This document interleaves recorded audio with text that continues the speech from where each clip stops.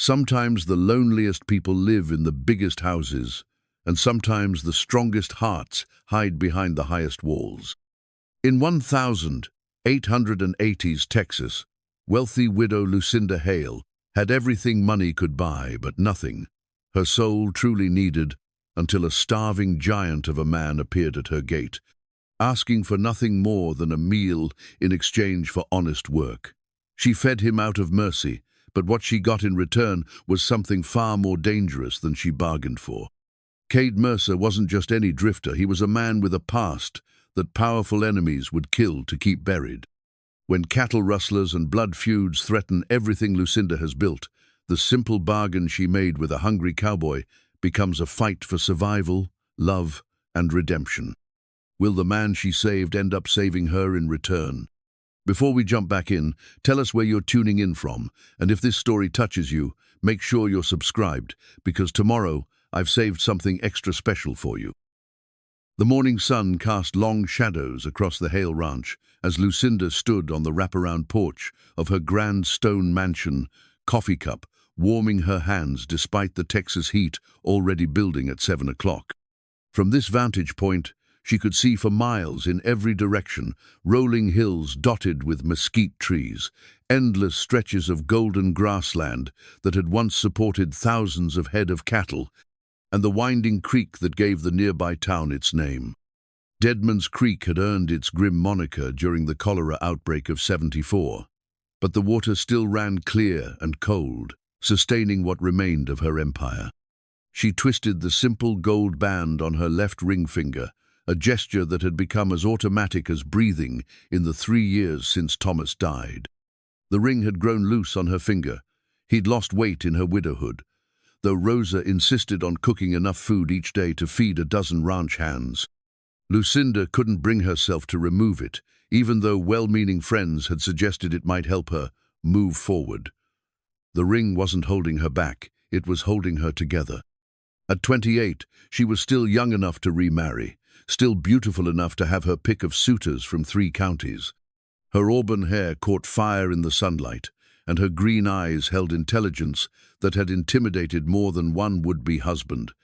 But beauty and brains meant little when your heart had turned to stone. Thomas had been her childhood sweetheart, her business partner, her best friend, and her passionate love, all rolled into one remarkable man. When the fever took him, it had taken the best parts of her with him. "Senora Lucinda, you need to eat something more than coffee," Rosa's voice carried from the kitchen doorway. The Mexican woman had been with the family since before Lucinda's marriage, serving first as cook and gradually becoming the closest thing to a mother Lucinda had left.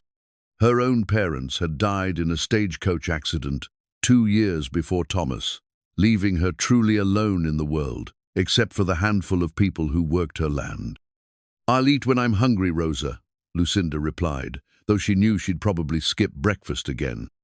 Food had lost much of its appeal, becoming mere fuel to keep her body functioning, while she managed the business of staying wealthy and independent in a world designed to make such things impossible for women. The Hale Ranch sprawled across 15,000 acres of some of the best grazing land in Texas, or at least it had been before the drought started. 3 years without adequate rain had turned the abundant grass sparse and yellow. The creek still flowed, but barely, and many of the natural springs that had once dotted the property had dried up completely. Lucinda had been forced to sell off more than half her cattle, keeping only the breeding stock and hoping for better times. Miguel Rodriguez appeared around the corner of the house, his weathered face already showing concern. As her foreman, he carried the weight of trying to keep the ranch profitable in impossible conditions. He'd worked for Thomas since they were both young men, and his loyalty to the Hale family ran deeper than blood. "Morning, Senora," he said, removing his hat as he always did when addressing her. "We lost another calf in the night. Coyotes got past the fence line again." Lucinda sighed, setting down her coffee cup with more force than necessary. Every loss hurt, both financially and emotionally. Each animal represented months of investment, careful breeding decisions, and hope for the future. "How many does that make this month?" "7, Miguel replied grimly. "And that's just the ones we've found. could be more missing out in the far pastures. The ranch that had once employed 30 men now operated with just 8, Miguel, Rosa, and 6 ranch hands who'd stayed loyal, even when Lucinda couldn't always guarantee their wages would come on time. They were good men, hard workers who understood that their fate was tied to hers. If the Hale Ranch failed, they'd all be looking for work in a territory where jobs were scarce and competition fierce. "Any word from Bartholomew Cross?" Lucinda asked, though she dreaded the answer.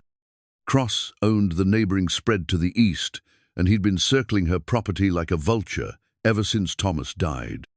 His offers to buy her out started politely enough, but they'd grown more insistent over the years. Last month, he'd suggested they could solve both their problems through Mariaga business proposition, disguising itself as a romantic overture. "He rode by yesterday while you were in town," Miguel said carefully. "Left another letter." Lucinda's jaw tightened. Cross was persistent, she'd give him that. He was also handsome in a cold, calculating way, successful in his business dealings, and completely without conscience when it came to getting what he wanted. She'd heard stories about homesteaders who'd refused his offers to purchase their land, only to find their cattle mysteriously disappearing or their water sources fouled. Nothing could ever be proven, of course, but the pattern was clear to anyone paying attention. "I suppose he's concerned about my welfare again," Lucinda said with bitter humor. "That's what he said. Also mentioned he'd heard talk in town about rustlers working this area. Thought you should know, for your own safety." The irony wasn't lost on either of them. Cross expressing concern about rustlers was like a fox warning the henhouse about weasels. Still, rustling had become a real problem across the territory. With so many ranchers struggling, some men had turned to stealing cattle rather than watching their families starve. Lucinda couldn't entirely blame them, even as she worked to protect her own interests. "Double the night watch," she decided. "And make sure the boys know to shoot first and ask questions later if they catch anyone on our land after dark." Miguel nodded approvingly. "Si, Senora. What about Cross's letter?" "Burn it with the others." The morning routine continued, with discussions of feed costs, pasture rotation, and maintenance needs for equipment they couldn't afford to replace. Every decision came down to money, how to spend less while somehow maintaining productivity. Lucinda had grown expert at robbing Peter to pay Paul, but even her financial creativity had limits. After Miguel left to organize the day's work, Lucinda remained on the porch, watching the sun climb higher over her struggling domain. The house behind her stood as a monument to better ×3 stories of native stone and imported timber, with gabled windows and ornate woodwork that had cost Thomas a small fortune. The furniture inside came from as far away as New Orleans and Chicago, shipped by rail and wagon at considerable expense.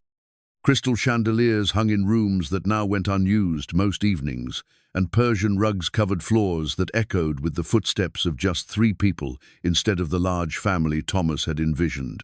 They'd planned to have children, of course, lots of them, to fill the bedrooms upstairs and carry on the Hale name. But 3 miscarriages had broken that dream, and then Thomas died before they could try again. Now the house felt like a mausoleum, beautiful and cold and far too quiet. The isolation wore on her more than she liked to admit. Deadman's Creek was 20 miles away over rough roads, far enough that casual visits were impractical. The few women she'd considered friends had gradually stopped coming around after she'd turned down their matchmaking attempts one too many times. She understood their thinking. A woman alone was an anomaly in this time and place, something to be fixed or pitied but not entirely trusted. Her closest neighbor aside from Cross was old German immigrant who spoke broken English and kept to himself. Beyond that, the nearest ranch was 40 miles north, owned by a family she barely knew. In a land where neighbors were supposed to look out for each other, Lucinda had somehow become an island unto herself. She picked up Cross's latest letter from the small table beside her chair, not bothering to open it. She could guess the contents well enough. Another offer to buy her out, another invitation to dinner, another reminder that a woman shouldn't try to run a cattle operation alone. He wasn't entirely wrong about the challenges, but his solutions all involved her surrendering the independence she'd fought so hard to maintain. The morning breeze carried the scent of dust and dying grass, punctuated occasionally by the lowing of cattle in the distance. This land had been in Thomas's family for 2 generations, built through hard work, smart decisions, and more than a little luck. His grandfather had claimed the original homestead during the Republic of Texas days, and his father had expanded it through careful purchases and strategic marriages. Thomas had doubled the size again, through his own efforts, creating an empire that should have lasted for generations. Now it was all balanced on the edge of a knife, dependent on the decisions of one woman who'd never intended to run a ranch but found herself with no other choice. Some days, Lucinda felt equal to the challenge. Other days, like this one, the weight of responsibility threatened to crush her spirit entirely. She finished her coffee and rose to begin the day's business, tucking Cross's letter into her skirt pocket without reading it. There would be ledgers to review, correspondence to handle, and a dozen small crises that required her attention. The work never ended, but it served a purpose beyond keeping the ranch operational. It kept her mind occupied and her hands busy, leaving less time to dwell on what she'd lost and what she feared losing next. As she turned toward the house, Lucinda caught sight of her reflection in the front window. She still looked like the girl Thomas had married, albeit thinner and with worry lines around her eyes that hadn't been there before. But inside, she felt ancient, worn down by responsibilities and sorrows that had aged her spirit far beyond her years. The girl Thomas had loved believed in fairy tales and happy endings. The woman staring back from the glass had learned that life was mostly about endurance, about protecting what little you had left and hoping it would be enough to see you through to whatever came next. She'd built walls around her heart, not out of spite, but out of necessity. Another loss like Thomas would destroy her completely, and she had too many people depending on her to risk that kind of vulnerability again. Still, as she walked back into the cool interior of her grand, empty house, Lucinda couldn't entirely suppress a tiny voice in the back of her mind that wondered what it would be like to feel truly alive again. She'd grown so accustomed to merely surviving that she'd almost forgotten what it meant to actually live. Almost, but not quite. And perhaps that small distinction would prove more important than she could possibly imagine. The afternoon sun beat down mercilessly as Lucinda rode her mare, Duchess, along the fence line of the south pasture. The heat shimmered off the ground in waves, making the distant hills dance like mirages. She'd taken to making these inspection rides herself, rather than relying solely on Miguel's reports. There was something about seeing the problems firsthand that helped her make better decisions, even when those problems seemed insurmountable. The fence posts leaned at precarious angles, weathered by years of wind and neglect. Several sections of wire had snapped under the strain of drought-stressed cattle pushing against them in search of better grazing. Each broken strand represented another expense she could barely afford, another task for her already overworked men. Lucinda dismounted to examine a particularly damaged section, running her gloved hands along the twisted metal and calculating the cost of repairs in her head. That's when she saw him. At first, he was just a dark speck moving across the heat-distorted landscape, too far away to make out details. But as he drew closer, walking with the steady, measured pace of a man who'd covered many miles on foot, his size became apparent. He stood well over 6 feet tall, with shoulders broad enough to block out the sun and a frame that spoke of both strength and hard living. His clothes told a story of recent hardship, a once fine shirt torn at the shoulder and stained with sweat and dust, denim pants worn thin at the knees, and boots that had seen far too many miles without proper care. The wide-brimmed hat shadowing his face was weathered but well-made, the kind of hat a successful man might wear before fortune turned against him. Lucinda remounted Duchess, her hand instinctively moving to the small pistol she carried in her saddlebag. A woman alone in this country couldn't be too careful, especially with a stranger of such imposing size approaching her property. But something about his approach gave her pause. He wasn't skulking or trying to avoid being seen. He walked directly toward her with the purposeful stride of a man who had legitimate business. When he came within 50 yards, he stopped and raised one hand in a gesture of peace. Even at that distance, she could see the hollowness in his cheeks, the way his clothes hung loose on what had once been a more substantial frame. This was a man who hadn't eaten well in some time. "Ma'am," he called out, his voice carrying clearly across the still air. It was a deep, resonant baritone with the cultured accent of an educated man. "I mean you no harm. I'm hoping we might have a word." Lucinda studied him for a long moment, weighing her options. Common sense told her to ride away, to send Miguel back with a couple of armed men to deal with whatever this stranger wanted. But something in his posture, respectful, patient, desperate but not threatening, made her curious enough to stay. "You can speak from there," she replied, keeping her distance but not fleeing. "What do you want?"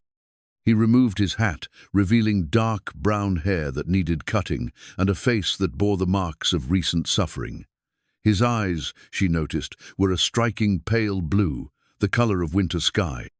Despite his obvious hardship, there was intelligence in those eyes, and something else, dignity, that poverty hadn't managed to strip away. "My name is Cade Mercer," he said, his voice steady despite what she could now see was near complete exhaustion. "I haven't eaten in 3 days, ma'am. I'm asking if you might spare a meal in exchange for honest work. I can mend fences, break horses, handle cattle, whatever needs doing." The simple honesty of his request caught her off guard. In her experience, men who approached her property usually wanted something more complex to court her, to buy her land, to take advantage of her perceived weakness as a woman alone. This man was asking for nothing more than food and the chance to earn it. "You're a long way from anywhere, Mr. Mercer," she observed. "How did you come to be walking across my land?"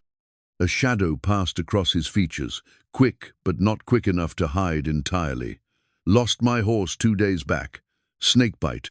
Been walking since then, looking for work or at least someone willing to trade a meal for labor."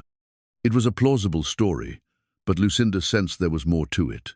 Something in the way he carried himself suggested this man had once commanded respect, perhaps even authority. His speech was too refined for a simple drifter, his bearing too proud for someone who'd always lived hand to mouth. "I have men who handle the ranch work," she said carefully. "I'm sure you do, ma'am, but I notice your fence there needs attention, and I'd wager there's more work than hands to do it. I'm not asking for charity, just a fair trade." As if to emphasize his point, his stomach chose that moment to growl audibly. The sound carried across the distance between them, and Lucinda saw him flush with embarrassment at this betrayal by his own body. Against her better judgment, she found herself dismounting again. There was something about this man that intrigued her. Perhaps it was the contrast between his obvious desperation and his maintained dignity. Or maybe it was simply that she recognized a fellow soul who'd been battered by circumstances beyond their control. "Show me your hands," she commanded. Without hesitation, he extended both hands toward her, palms up. They were the hands of a working man, calloused, scarred, with the kind of deep tan that came from years of outdoor labor. But they were also clean despite his travels, and his nails were neatly trimmed. Whatever hardship had brought him to her door, he maintained standards of personal care that spoke to his character. "You know horses?" she asked. "Yes, ma'am. Raised and trained them most of my life." "Cattle?" "I've worked my share of drives and roundups." Lucinda looked him over once more, taking in details she'd missed at first glance. The leather saddlebags slung over his shoulder were high quality, though battered by hard use. The buckles were silver, tarnished but expensive. His boots, despite their current condition, had been expertly made. This man had known better times, possibly much better times. "What happened to you, Mr. Mercer?" she asked quietly. For a moment, she thought he wouldn't answer. His jaw tightened, and those pale blue eyes looked past her toward the horizon. When he finally spoke, his voice carried the weight of old pain. "Made some enemies, ma'am. Sometimes being right isn't enough if the wrong people don't want to hear it." It was cryptic, but honest in its own way. Lucinda made a decision that surprised even her. "Can you ride bareback?" "If I have to. Then we'll go back to the house.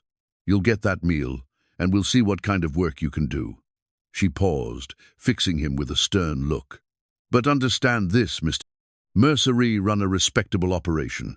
Any trouble, any theft, any inappropriate behavior toward my staff, and you'll find yourself walking again with nothing but boot leather between you and starvation. Understood, ma'am? You won't regret this kindness." "We'll see about that." As they made their way back toward the ranch house, Lucinda on Duchess and Cade, walking alongside with the easy stride of a man accustomed to keeping pace with mounted riders, she found herself stealing glances at her unexpected guest. There was a story here.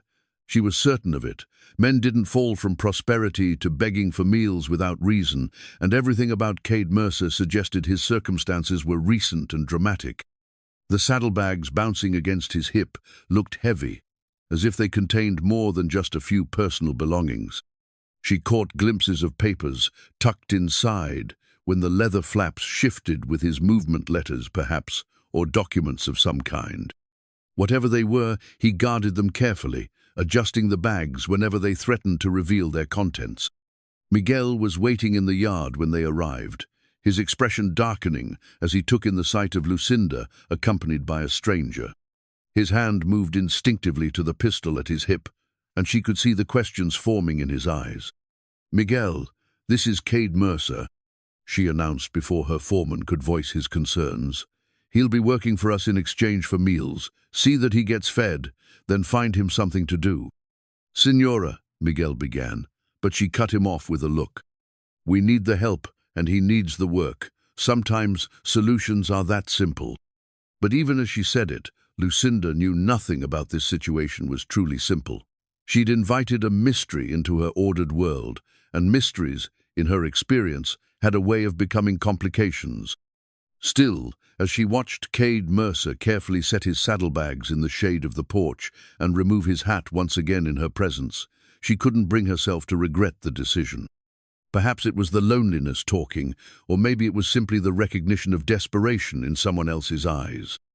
Either way, she'd committed herself to discovering what manner of man she'd taken in, and whether her impulsive act of mercy would prove to be salvation for them both, or the beginning of troubles she couldn't yet imagine. Rosa's reaction to Cade Mercer was immediate and telling. The moment Lucinda brought him into the kitchen, the older woman's maternal instincts took over. She clicked her tongue disapprovingly at his gaunt appearance and immediately began pulling food from the pantry, leftover beef from the previous night's dinner, fresh bread still warm from the morning's baking, and a jar of preserved peaches that she'd been saving for a special occasion. "Sit," she commanded, pointing to a chair at the kitchen table with the authority of someone who'd been managing this household since before Lucinda was married. "You look like a scarecrow that's been picked clean by crows." Cade removed his hat and took the offered seat, but Lucinda noticed he waited until she nodded her approval before actually beginning to eat. His manners were impeccable despite his obvious hunger. He used the utensils properly, chewed thoughtfully rather than wolfing down the food, and thanked Rosa quietly between bites. This was a man who'd been raised properly, educated in the social graces that separated gentlemen from common laborers. "Where you from, senor?" Rosa asked as she bustled around the kitchen, already preparing additional portions. "Originally from Virginia," Cade replied after swallowing carefully. "Been in Texas about 5 years now." "Long way from home," Lucinda observed, studying his face for any telltale reactions. "Sometimes a man has to travel far to find where he belongs," he said diplomatically. Miguel appeared in the doorway, his weathered face skeptical as he took in the scene. "Senora, if you have a moment, I'd like a word." Lucinda followed her foreman out to the back porch, where they could speak privately while still keeping an eye on their guest through the kitchen window. "You don't know anything about this man," Miguel said without preamble. "He could be a thief, a murderer." "He could also be exactly what he appears to be," Lucinda interrupted. "A man down on his luck who's willing to work for food. Men like that don't usually carry silver-buckled saddlebags or speak like they've had schooling." Miguel's observation was astute, but it only confirmed what Lucinda had already noticed. So he's had better circumstances in the past. That doesn't make him dangerous. Doesn't make him safe either. Miguel's expression was grave. We've had rustlers working this area, remember? What better way to scout our operation than to get hired on as temporary help? The concern was valid, but something in Lucinda rebelled against Miguel's suspicions. Perhaps it was her own experience of being judged unfairly as a woman trying to run a ranch in a man's world. She'd faced skepticism and assumptions about her capabilities from the moment Thomas died. Maybe she simply recognized the look of someone who'd been knocked down by life and was trying to get back up. Give him a chance, she decided. Put him to work on something where he can't cause trouble if your suspicions are correct. The fence repairs in the south pasture? Maybe. If he's here to scout for rustlers, mending our defenses isn't exactly helping their cause. Miguel still looked unconvinced, but he nodded reluctantly. What about sleeping arrangements? I don't like the idea of a stranger in the bunkhouse with the other men. The old lined shack by the creek is still standing. He can stay there until we know more about him. When they returned to the kitchen, Cade had finished eating and was helping Rosa clear the dishes, despite her protests that he was a guest. The simple courtesy spoke well of his character, though Lucinda reminded herself that charming manners could hide a multitude of sins. "Mr. Mercer," she said, and he immediately turned to face her with the kind of attention a soldier might give his commanding officer. Another interesting detail to file away. Miguel will show you what needs doing. You'll start with fence repairs in the south pasture. Yes, ma'am. I'm grateful for the opportunity. There's an old line shack by the creek where you can sleep. It's not fancy, but it's weatherproof. That's more than adequate. Thank you. As Miguel led Cade away to gather tools and explain the work, Lucinda found herself drawn to the kitchen window, watching the two men head toward the tool shed. Cade's stride was confident, purposeful, with none of the shuffling uncertainty she might have expected from a man who'd been walking for days without food. When Miguel handed him a post-hole digger, he hefted it with the easy familiarity of someone who'd used such tools many times before.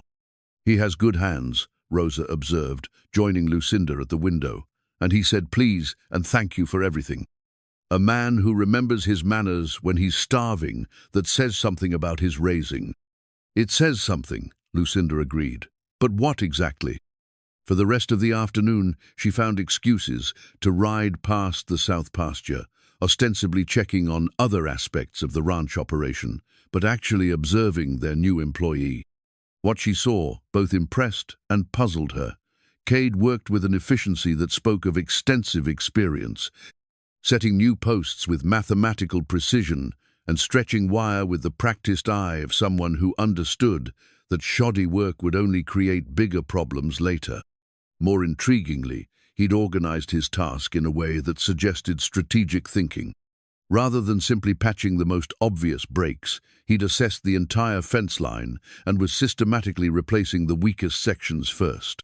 It was the approach of someone who thought long-term, who understood that preventing problems was more valuable than fixing them after they occurred.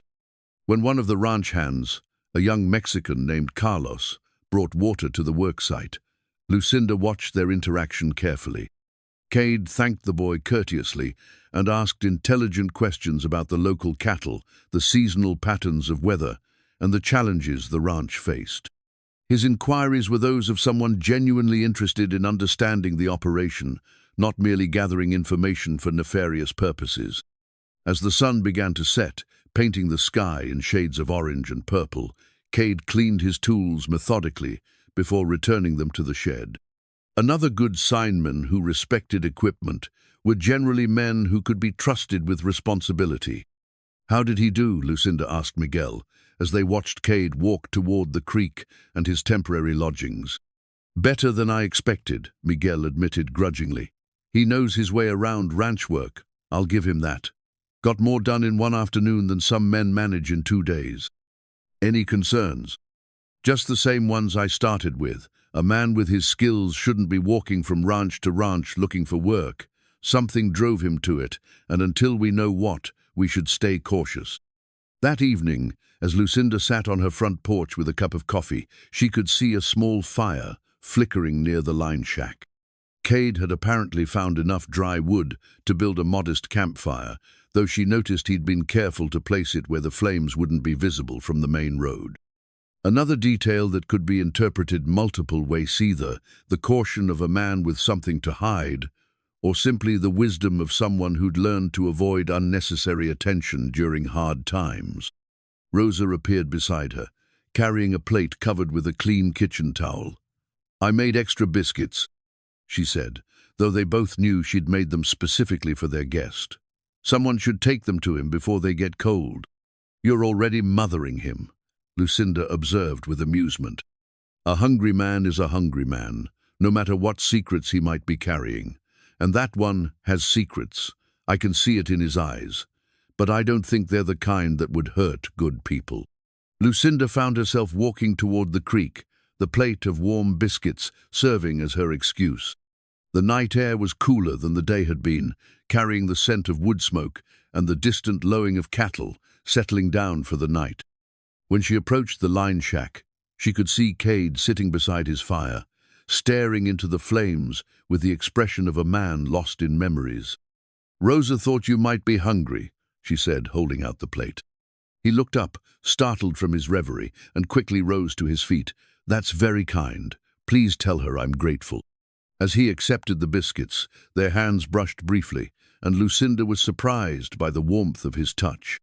His hands were clean despite the day's work, and she caught the faint scent of soap he'd washed at the creek before settling in for the night. "You did good work today," she said, unsure why she felt compelled to offer praise. "It felt good to be useful again," he replied simply. Something in his tone made her study his face more carefully in the firelight. There was gratitude there, but also a kind of relief that went deeper than merely having found employment. This was a man who'd been adrift, she realized, possibly for longer than he'd admitted. "Mr. Mercer," she said carefully, "Miguel is concerned that we don't know anything about your background. In the interest of putting his mind at ease, would you be willing to share more about where you've come from?" For a moment, she thought he might deflect the question again, but then his shoulders sagged slightly, as if he was setting down a burden he'd grown tired of carrying. "I owned a spread about 200 miles south of here," he said quietly. "Not as grand as this one, but good land. Built it up over 10 years from nothing but a government claim and a lot of hard work. What happened to it? Sometimes doing the right thing costs more than a man can afford to pay." His voice carried the weight of old pain. "I testified against some men who needed testifying against. They didn't take kindly to it, and they had more friends than I did." It was still vague, but the honesty in his voice convinced Lucinda he was telling at least part of the truth. "So you lost everything?" "Everything except what I could carry in those saddlebags." He gestured toward the line shack, where she could see the leather bags sitting beside the door. "Been drifting since then, looking for a place where a man can start over without his past following him around like a hungry wolf." The metaphor was apt, and it explained much about his cautious demeanor, his careful way of revealing information. Whatever had happened to him, it had taught him that trust was a luxury he couldn't afford. "Well," she said finally, "tomorrow is another day, and there's more fence that needs mending. Get some rest, Mr. Mercer." "Thank you, Mrs. Hale, for the food, the work, and for not asking more questions than I'm ready to answer." As she walked back toward the main house, Lucinda found herself thinking about the Thomas Hale cattle brand that marked everything on her property, the stylized TH that her late husband had designed to represent their family legacy. That brand was more than just a mark of ownership. It was a symbol of everything they'd built together, everything she was now trying to preserve alone. Looking at Cade Mercer, she saw a man who'd once had his own brand, his own legacy, and had lost it all. Perhaps that recognition of shared loss was what made her willing to give him a chance when prudence suggested she should have sent him on his way. Or perhaps she simply needed to believe that people could start over, because her own future sometimes felt just as uncertain as his past. By the end of his first week at the Hale ranch, Cade had established a routine that impressed even Miguel. He rose before dawn, worked until sunset with only brief breaks for meals, and spent his evenings maintaining his equipment and planning the next day's tasks. The fence line in the south pasture was not only repaired, but reinforced with additional posts that would withstand the next season's storms. Lucinda found herself looking forward to their brief conversations during her daily inspection rides. Cade had opinions about cattle breeding, water management, and pasture rotation that demonstrated a sophisticated understanding of ranch operations. More than once, his suggestions had saved her time and money, though he offered them diffidently, as if unsure of his right to speak. "The creek's running lower than it should be for this time of year," he observed on a particularly hot Thursday afternoon. They were standing near the main watering hole, watching her remaining cattle cluster in whatever shade they could find. "I know. It's been a problem for 3 years now." Lucinda's voice carried the weariness of someone who'd wrestled with an intractable challenge for too long. "Have you considered diverting the flow from the north branch? There's a natural depression about half a mile upstream that could be dammed with relatively little effort. Create a reservoir that would hold water even when the creek runs low." Lucinda studied the landscape he was describing, seeing the possibilities she'd somehow missed despite riding this land for years. That would be expensive. Less expensive than losing cattle to thirst, and the work could be done with the men you have, if they're willing to put in some extra hours. She turned to look at him more closely. "You've given this considerable thought." A flush crept up his neck. "I notice things. Hard not to, when you're working the land every day. This is the kind of thinking that built successful ranches, Mr. Mercer. Why haven't you shared these ideas with Miguel?"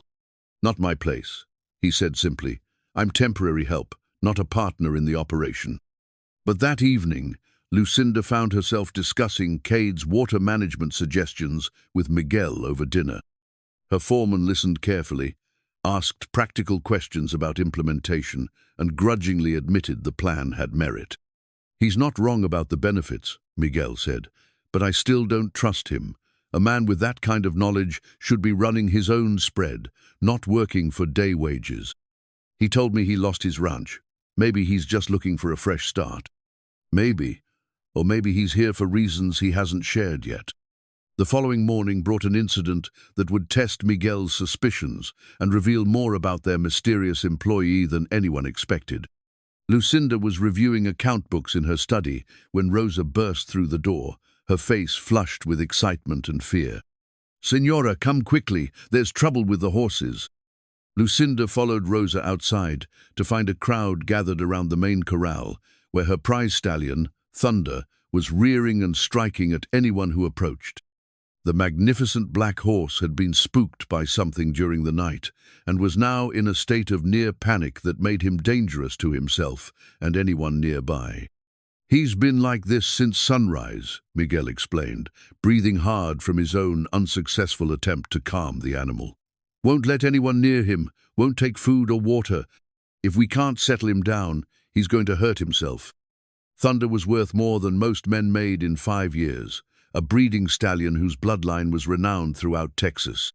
But more than his monetary value, he represented Thomas's last major purchase, a symbol of the prosperity and vision that had defined the Hale Ranch in better times. "Should I get the rifle?" asked Carlos, the young ranch hand who'd been working with Cade on the fence repairs. "No," Lucinda said firmly. "There has to be another way." That's when Cade appeared at the edge of the crowd, having heard the commotion from his work site near the creek. He took in the situation at a glance, his pale blue eyes assessing the stallion's behavior with professional interest. "May I?" he asked quietly. Miguel started to object, but Lucinda nodded.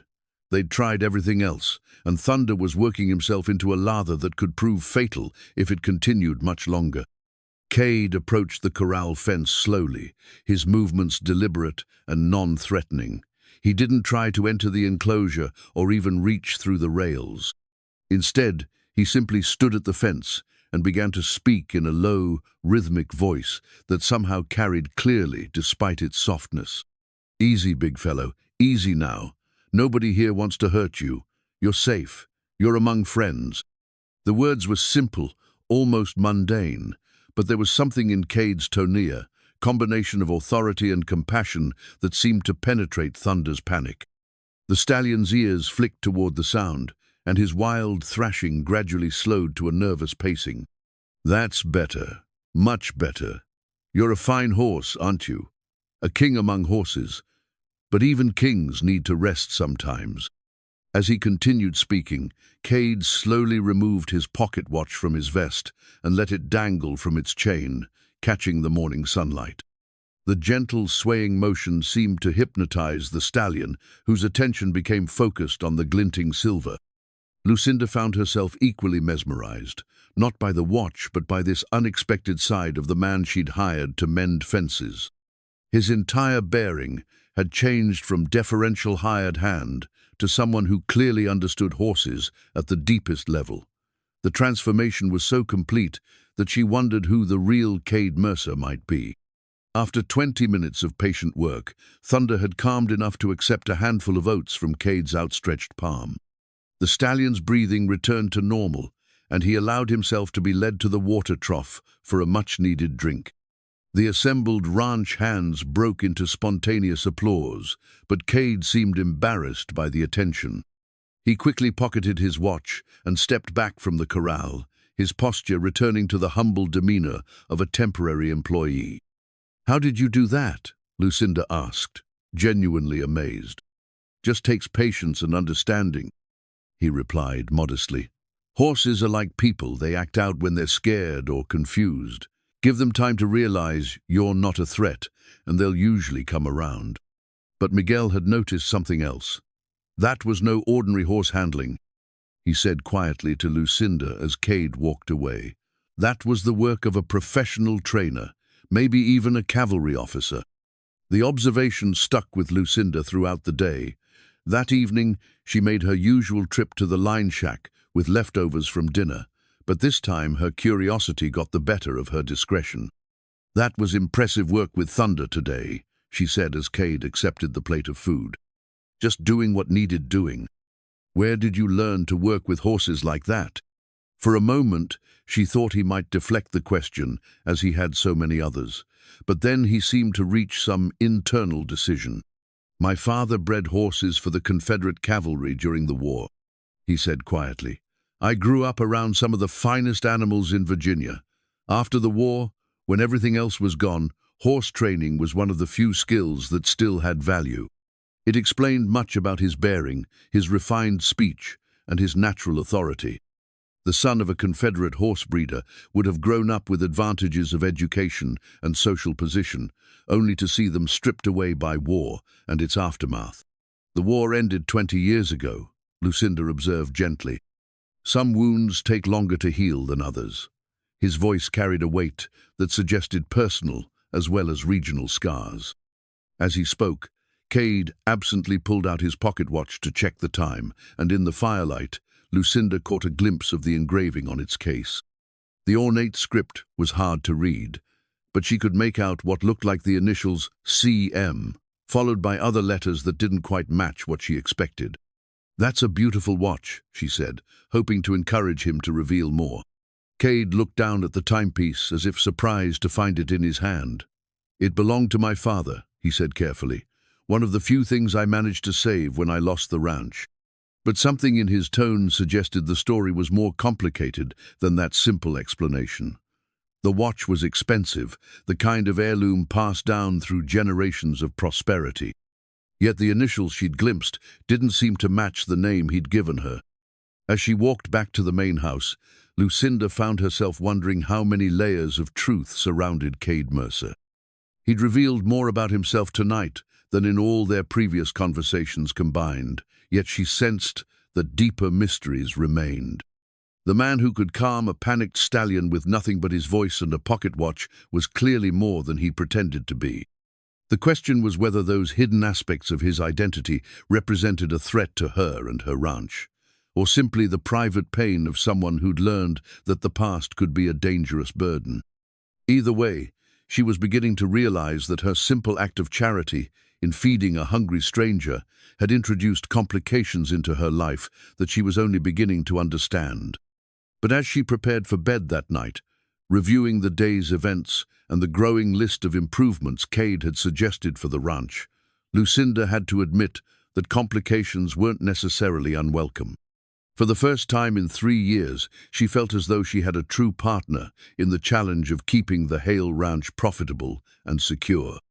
Whether that partnership would prove to be her salvation or her downfall remained to be seen.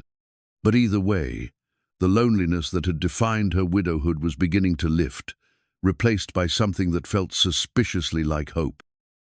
3 weeks into Cade's employment, the rustling problem that had plagued the area for months suddenly escalated. Lucinda lost 4 head of prime breeding stock in a single night, stolen so skillfully that the thieves left barely any tracks. The financial blow was devastating, but the psychological impact was worse. It felt like a violation of everything she'd worked to preserve. They knew exactly what they were taking, Miguel reported grimly as they surveyed the empty pasture where the stolen cattle had been grazing. Bypassed the older steers and took only the young bulls and best heifers. Someone's been watching us, learning our patterns. Cade stood quietly at the edge of the group, studying the ground with the intensity of a man reading a book. When he finally spoke, his observations were precise and troubling. 4 men on horseback, leading pack animals. They came from the east, worked quickly, and knew where to find the stock they wanted. This wasn't opportunistic theft, it was planned.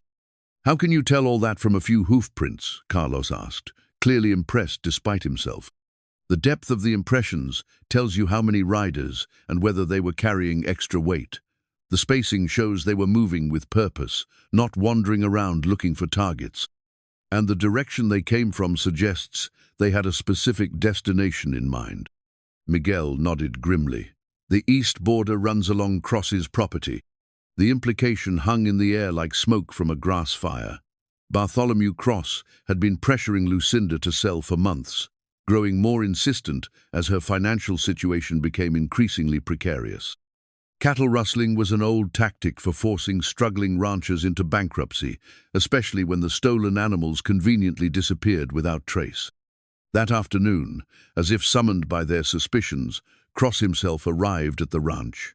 He rode up to the main house with 2 of his men, their horses fresh and their equipment expensive. Everything about Cross's presentation was calculated to demonstrate his prosperity and power, from his silver-trimmed saddle to the pearl-handled revolvers at his hips. "Lucinda, my dear," he called out as she emerged from the house to meet him. "I heard about your recent troubles. Terrible business, cattle rustling. A woman alone shouldn't have to deal with such dangers." Bartholomew Cross was a handsome man in his early 40s, with silver threading through his dark hair, and the kind of confident bearing that came from never having faced serious adversity. His ranch was twice the size of hers and 3 times as profitable, built through a combination of shrewd business practices and methods that skirted the edges of legality. "Mr. Cross," Lucinda replied coolly, not inviting him to dismount. "What brings you by today?" "Neighborly concern, nothing more. These rustlers have been working the entire area, you know. I've lost some stock myself, though fortunately I have enough men to patrol my borders properly." The implication was clear: her operation was vulnerable because she couldn't afford adequate security. "I appreciate your concern, but we're managing." Cross's smile was condescending. "Of course you are, my dear. But perhaps it's time to consider whether struggling alone is truly in your best interests. My offer to purchase your land still stands, and I'd be willing to increase it by 10% given your recent difficulties. My land isn't for sale. Everything is for sale at the right price, and prices tend to drop when cattle keep disappearing." His tone remained friendly, but the threat was unmistakable. That's when Cade appeared from around the corner of the house, carrying a saddle that needed repair. He moved with the casual purposefulness of someone going about his daily work, but Lucinda noticed how his eyes took in every detail of Cross's group, their weapons, their positioning, their body language. Cross noticed him too, his gaze sharpening with interest. "New employee, Lucinda. I thought you were cutting expenses." "Mr. Mercer is helping with repairs and maintenance," she replied carefully. "Mercer." Cross repeated the name as if testing its flavor. "Don't believe I know any Mercers in these parts. Where are you from, friend?" Cade set down the saddle and straightened to his full height, which put him at eye level with Cross, despite the other man being mounted. "Here and there," he replied evenly. "A man goes where the work is." "Indeed. And what kind of work brings you to Mrs. Hale's ranch?" "The honest kind." The response was mild, but something in Cade's tone made Cross's men shift uncomfortably in their saddles. There was a quality to his stillness that suggested coiled strength, like a rattlesnake deciding whether to strike. Cross studied Cade for a long moment, clearly trying to place him or assess the potential threat he represented. Finally, he turned back to Lucinda with renewed determination. "Well, I won't keep you from your business, but do think about my offer, won't you? These are dangerous times for isolated ranches. It would be tragic if something happened that could have been prevented." After Cross and his men rode away, Lucinda found herself standing alone with Cade in the ranch yard. The late afternoon sun cast long shadows across the ground, and somewhere in the distance she could hear Miguel calling instructions to the other hands. "He knows something about the rustling," Cade said quietly. "I suspect as much, but suspecting and proving are different things. Men like that don't usually do their own dirty work. They hire others to handle the unpleasant details while keeping their own hands clean." Lucinda looked at him sharply. "You sound like you've encountered his type before." "Once or twice." Cade's expression was carefully neutral. "Rich men who want something you have tend to use similar methods to get it." That evening, as Lucinda reviewed her account books by lamplight, she found herself thinking about Cross's visit and the barely concealed threats he'd delivered with such polished courtesy. The numbers on the pages told a stark story. She could absorb the loss of 4 head of cattle, but not many more. If the rustling continued at its current pace, she'd be bankrupt within 6 months. Rosa appeared in the doorway with a cup of coffee and a worried expression. "That Cross man makes my skin crawl," she said without preamble. "He looks at you like you're a prize horse he's planning to buy. I'm not for sale any more than the ranch is." "Maybe not. But desperate people sometimes make choices they wouldn't consider in better times." It was an uncomfortable truth. Lucinda had sworn never to remarry, never to put herself in a position where a man could control her fate again. But Thomas had been her equal, her partner in every sense. Cross would expect a wife who deferred to his judgment, who brought her property into his empire, and then stepped aside while he managed it. The thought made her physically ill, but she couldn't deny that marriage to Cross would solve her immediate financial problems. His wealth could absorb the losses from rustling, his political connections could provide protection she couldn't afford on her own, and his business acumen might preserve what Thomas had built, even if it meant she'd have no say in how it was managed. As if summoned by her troubling thoughts, she noticed a light moving near the line shack where Cade stayed. Curious, she wrapped a shawl around her shoulders and walked out into the cool night air. She found him sitting by a small fire, but instead of staring into the flames as usual, he was examining what looked like a surveyor's map spread across a makeshift table made from a wooden crate. The map was marked with various symbols and notations, and she could see property lines clearly delineated in different colors. "Interesting reading?" she asked, approaching carefully so as not to startle him. Cade looked up, and for a moment she saw something flash across his features: surprise, perhaps even guilt, before his usual composed expression returned. "Found this blowing around near the east fence line," he said, though something in his tone suggested the discovery hadn't been entirely accidental. "Thought you might want to see it." Lucinda moved closer to examine the map, and what she saw made her blood run cold. It was a detailed survey of her property and the surrounding area, with her land clearly marked in red and various notations indicating water sources, grazing areas, and potential access points. Most disturbing were the penciled calculations in the margins, figures that looked suspiciously like estimates of land value and cattle inventory. "This is Cross's work," she said with certainty. "That would be my guess. The paper's expensive, and the surveying is professional quality. Someone spent considerable money having this prepared. But why would he need such detailed information about my property if he's simply interested in buying it?" Cade was quiet for a moment, studying the map with the same intensity he'd brought to reading the rustlers' tracks. Could be he's planning to make you an offer you can't refuse. Hard to negotiate effectively when the other party knows your resources better than you do. The implication was chilling. If Cross had detailed knowledge of her financial situation, her cattle inventory, and her property's vulnerabilities, he could time his pressure campaign with devastating precision. He'd know exactly when she'd be most desperate, most likely to accept whatever terms he offered. "There's something else," Cade said, pointing to a series of marks along her eastern border. "These look like planned access routes. Someone's been thinking about how to move cattle off your land quickly and quietly. You think he's behind the rustling?" "I think he's behind more than that. This kind of planning takes time and money. He's not just waiting for you to fail, he's actively working to make it happen." As they studied the map together, Lucinda became acutely aware of Cade's presence beside her. He smelled faintly of wood smoke and leather, and when he leaned closer to point out a particular detail, she could feel the warmth radiating from his body. It had been a long time since she'd been this close to a man, and the awareness was both unsettling and oddly comforting. "What do you think I should do?" she asked quietly. "Fight back," he said immediately. "Men like Cross count on intimidation and isolation to get what they want. Show him you won't be pushed around, and he might look for easier prey.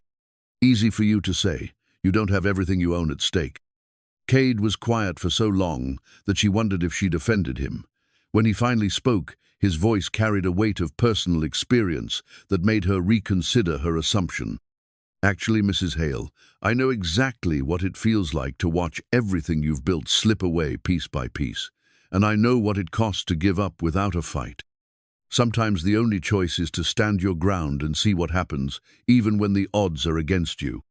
There was something in his tone that made her study his profile in the firelight, seeing not just the hired hand who'd appeared at her gate asking for food, but a man who'd clearly faced his own battles and bore the scars to prove it. For the first time since their first meeting, she felt as though she was seeing the real Cade Mercer, whoever he truly was, beneath the carefully maintained facade. "Will you help me?" she asked, surprised by her own boldness. "Any way I can," he replied without hesitation. "You gave me a chance when I needed one. I won't forget that kindness." As they folded up the map and prepared to return to their respective quarters, Lucinda found herself hoping that Cade's loyalty was as genuine as it appeared. Because if Cross was truly orchestrating a campaign to force her off her land, she was going to need all the allies she could find. The drought that had plagued the region for 3 years reached a new level of severity in the following weeks. The creek that gave Deadman's Creek its name dwindled to a muddy trickle, and the natural springs that had sustained cattle through previous dry spells went completely dry. Lucinda watched her remaining herd cluster around the few remaining water sources, their ribs beginning to show, despite her efforts to provide adequate feed. "We're going to have to sell more cattle," Miguel announced during their morning meeting. "Can't feed what we can't water." The mathematics were brutal but inescapable. Each day of drought meant higher feed costs and lower cattle prices, as other ranchers faced the same impossible choices. Cross's offer to buy her land was beginning to look less like opportunism and more like financial salvation, even though she suspected his motives were far from pure. Cade had been working on the water diversion project he'd suggested, organizing the ranch hands into an efficient team that managed to dam the north branch of the creek and create a small but reliable reservoir. The work was backbreaking, requiring them to move tons of stone and earth by hand, but the results were already showing promise. "It's not enough to solve all our problems," he admitted as they stood beside the newly completed dam. "But it should buy us time to find other solutions." Lucinda watched the water building slowly behind the earthen barrier, creating the first new source of irrigation her ranch had seen in years. "You keep saying us," she observed. "This is temporary work, remember. You'll move on when something better comes along." Cade was quiet for a moment, his pale blue eyes focused on the distant horizon. "Maybe I'm tired of moving on," he said finally. "Maybe I've found something worth staying for." The comment hung between them like a question waiting to be answered, But before Lucinda could respond, Carlos came galloping up from the south pasture with news that drove all other considerations from her mind. "Signora, there's been trouble. Someone ran off with 6 more head, and they left something behind for you to find." What they'd left behind was a crude sign hammered into the ground where the stolen cattle had been grazing: "Sell out or lose everything." The message was unsigned, but its intent was unmistakable. Someone was escalating the pressure campaign against her, moving from theft to outright intimidation. "This has gone beyond rustling," Miguel said grimly. "This is warfare." Cade studied the sign and the surrounding area with the same methodical attention he'd brought to previous thefts, but this time his findings were different. "They wanted to be seen," he announced after completing his examination. "Left clear tracks leading toward Cross's property, made sure the sign would be easily found. Either they're getting careless, or this is meant to provoke a response." "What kind of response?" Lucinda asked. "The kind that would give Cross an excuse to escalate further. If you ride onto his property making accusations you can't prove, he can claim you're the aggressor. Might even involve the sheriff, paint you as an hysterical woman who can't handle the pressures of ranch life." The strategy was diabolically clever, and it confirmed Lucinda's growing suspicion that Cross was orchestrating events with considerable sophistication. He wasn't just stealing her cattle, he was manipulating her into making mistakes that would justify whatever he planned to do next. That evening, as the household settled into its nightly routines, Rosa approached Lucinda with a troubled expression and a piece of paper clutched in her weathered hands. "I found this when I was cleaning Mr. Mercer's clothes," she said quietly. "It fell out of his shirt pocket, and I couldn't help but see what it was." The paper was a fragment of what had once been a larger document, torn roughly along 3 edges. What remained showed part of a printed illustration, the man's face rendered in the stark black and white of a wanted poster. The face was partially obscured by the tear, but enough remained to show strong features and penetrating eyes that looked disturbingly familiar. Below the illustration, partial text was visible: "Wanted for murder and assault. Reward, 500. The rest was missing, torn away, or faded beyond reading. Lucinda's hands trembled as she studied the fragment.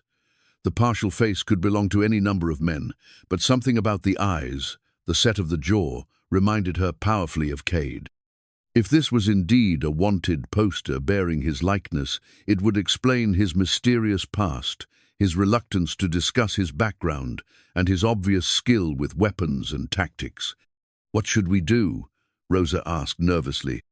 "Nothing for now," Lucinda decided, though her mind was racing with implications. "Don't mention this to anyone else. I need time to think." But thinking proved difficult when her thoughts kept circling back to the same troubling questions. If Cade was a wanted man, what crimes had he committed? More immediately, did his presence on her ranch put her and her people in danger? And perhaps most disturbing of all, how much of what he'd told her about himself was true? She couldn't sleep that night, pacing her bedroom while trying to reconcile the man she'd come to know with the possibility that he was a fugitive from justice. The Cade she'd observed was hard-working, respectful, and genuinely concerned about her welfare.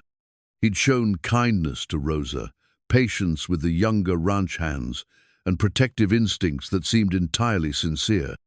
But criminals could be charming when it served their purposes, and wanted men often developed elaborate false identities to evade capture. The thought that she might have been deceived so completely made her feel naive and vulnerable. Near midnight, she made a decision that went against every instinct for self-preservation she possessed. Wrapping a robe around her nightgown, she walked out to the line shack where Cade was staying. She found him sitting by his usual small fire, but tonight he wasn't alone. Thunder, the stallion he'd calmed weeks earlier, stood nearby, apparently having wandered over from the main corral. The horse was nuzzling Cade's shoulder with obvious affection, and Cade was speaking to him in the same low, gentle voice she'd witnessed during the earlier crisis. "Couldn't sleep either?" she asked, stepping into the circle of firelight. Cade looked up, unsurprised by her appearance. Horses are good company when a man's got things weighing on his mind. What kind of things? For a long moment, she thought he wouldn't answer.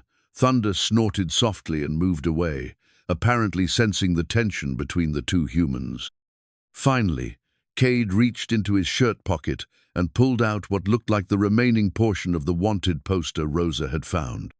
"I suppose you're wondering about this," he said, holding up the paper so she could see it clearly in the firelight.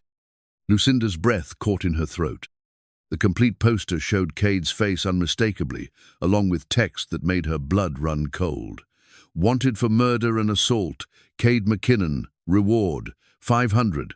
Extremely dangerous." "McKinnon," she whispered, "not Mercer." "No, ma'am. Cade McKinnon is my real name. Mercer was my mother's maiden name, seemed as good a new identity as any when I needed to disappear." Lucinda took an involuntary step backward, her hand moving instinctively toward the small pistol she carried. "You lied to me about everything." "Not everything, just the parts that would have gotten me shot or hanged before you had a chance to know who I really am." "And who are you really? A murderer? A criminal?" Cade's expression was grave, but not defensive. "I'm a man who killed another man in what any reasonable person would call self-defense. Unfortunately, the dead man had friends in high places, and reasonable people weren't the ones deciding whether to press charges." "Tell me what happened." "The short version? I witnessed a corrupt sheriff taking bribes from cattle rustlers. When I tried to testify about what I'd seen, he and 2 of his deputies came to my ranch with the intention of making sure I never made it to court. I managed to kill the sheriff and wound one of the deputies before they could finish the job, but the survivor told a different story, made it sound like I'd ambushed them without provocation." The explanation had the ring of truth, but Lucinda had learned to be skeptical of convenient stories from wanted men. "Why should I believe you?" "Because you've seen how I behave when I think no one's watching. Because I've had opportunities to rob you, hurt you, or take advantage of your situation, and I haven't. Because the man you hired to mend fences is the same man standing here now. The only thing that's changed is what you know about my past." It was a compelling argument, but the wanted poster in her hands was compelling evidence of danger. $500 is a lot of money. Someone thinks you're dangerous enough to pay that much for your capture. Dead or alive, according to the fine print, which tells you something about whether they want me to stand trial or just disappear permanently. Lucinda studied his face in the flickering firelight, searching for signs of deception or malice. What she saw instead was a bone-deep weariness, the look of a man who'd been carrying a heavy burden for far too long. "If what you're telling me is true, why didn't you keep running? Why stay here, where someone might recognize you?" Cade was quiet for so long that she wondered if he would answer at all. When he finally spoke, his voice was barely above a whisper. "Because I'm tired of running. Because I've found something here worth the risk of being caught. Because for the first time in 2 years, I feel like I'm building something instead of just surviving day to day." The admission hung between them like a bridge she could either cross or burn. Lucinda knew that harboring a wanted man put her entire operation in jeopardy. If the law caught up with Cade while he was working her ranch, she could face charges as an accomplice. Her reputation, already precarious as a woman running a cattle operation alone, would be destroyed completely. But she also knew that without Cade's help, she might lose the ranch anyway. His knowledge, his work ethic, and his protective instincts had become integral to her chances of surviving Cross's campaign against her. Sending him away might be the legally prudent choice, but it would also eliminate her best hope of keeping what Thomas had built. "I need time to think about this," she said finally. "I understand. And Mrs. Hale, whatever you decide, I'm grateful for what you've given me these past weeks. It's been the closest thing to a home I've had since I lost my ranch." As she walked back toward the main house, Lucinda carried with her the image of Cade, sitting alone by his fire, the wanted poster still clutched in his hand. Tomorrow would bring new challenges, new pressures from Cross, and new decisions about whom she could trust in a world where even the most straightforward relationships seemed layered with deception and danger. But tonight, for the first time since Thomas died, She didn't feel entirely alone with her burdens. Whether that feeling was born of wisdom or foolishness remained to be seen. The telegram arrived on a Tuesday morning with the kind of bureaucratic efficiency that could destroy lives in a single sentence. Sheriff William Hayes rode out from Deadman's Creek personally to deliver it, his weathered face grim with the burden of unwelcome news. "Morning, Lucinda," he said, dismounting his horse with the careful movements of a man whose joints protested long rides. Hayes had been sheriff for 15 years, and he'd known Thomas well enough to consider himself a family friend. "I'm afraid this isn't a social call." Lucinda accepted the yellow telegraph paper with hands that trembled slightly. She'd been expecting something like this, ever since her conversation with Cade 3 nights earlier.